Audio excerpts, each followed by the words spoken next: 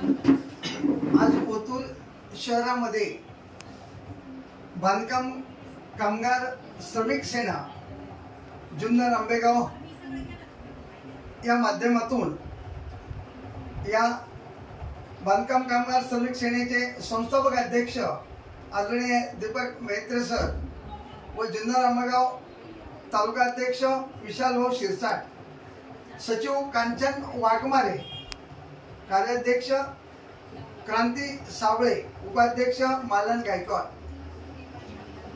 यांच्या माध्यमातून आज बांधकाम कामगार श्रमिक सेनेच्या कार्यालयाचं उद्घाटन झाले। महाराष्ट्र शासनाने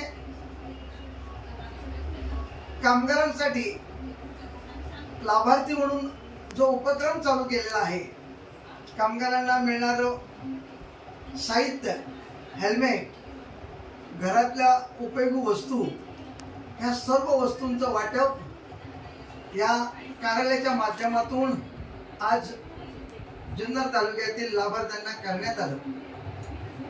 मी जुन्नर तालुका व आंबेगाव तालुक्यांना आवाहन करू इच्छितो,